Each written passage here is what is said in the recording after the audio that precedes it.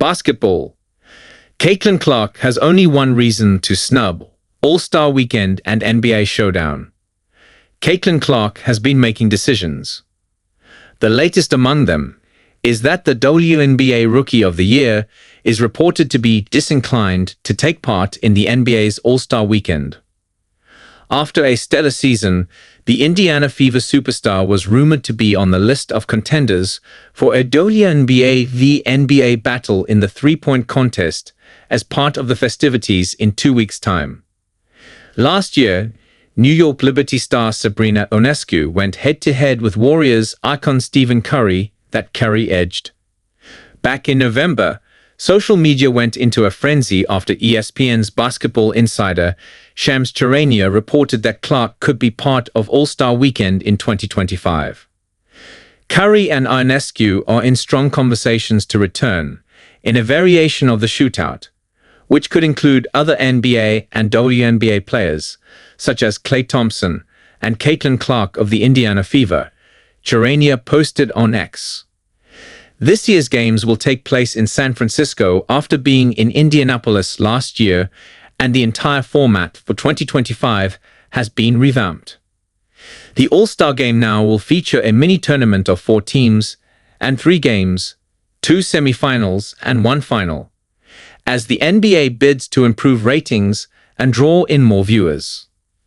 Last year's edition did make history when Curry and Ionescu took part in the first ever NBA versus WNBA three-point challenge. The Warriors' point guard totaled 29 points, while Ionescu racked up 26 points, and the spectacle was arguably the best part of 2024's All-Star Weekend.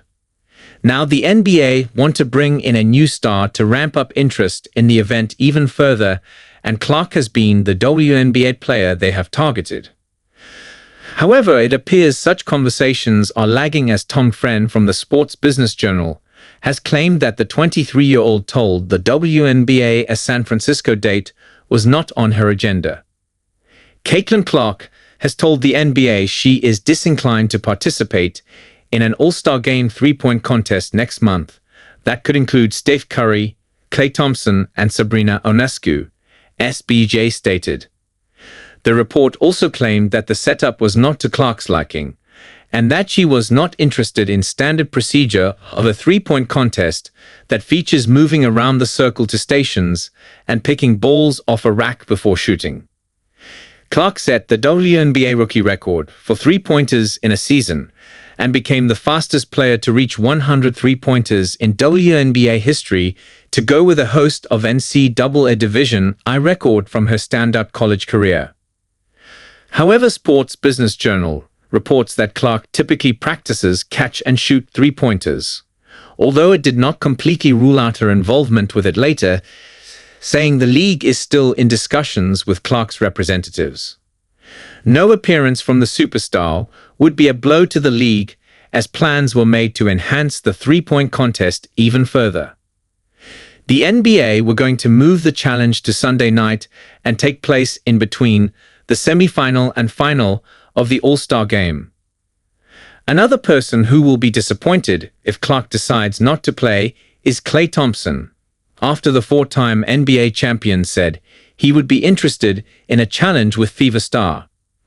"I don't know the details," he told the Dallas Morning News on Sunday night, "but if the opportunity presents itself, that'd be cool to be part of."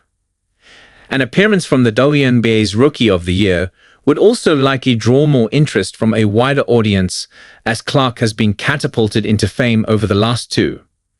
From picking up Time's Athlete of the Year to mingling with Taylor Swift, Clark has become a star over the last 2 years. She spearheaded the WNBA's record-breaking season last year, with attendance, viewership, and revenue all skyrocketing. Her own Indiana Fever saw their attendance rise by 320% to a league-leading average of 17,000 per game. While the wait to see if Clark participates at All-Star Weekend goes on, the WNBA returns on May 16 when Fever face Angel Reese's Chicago Sky to tip off their season.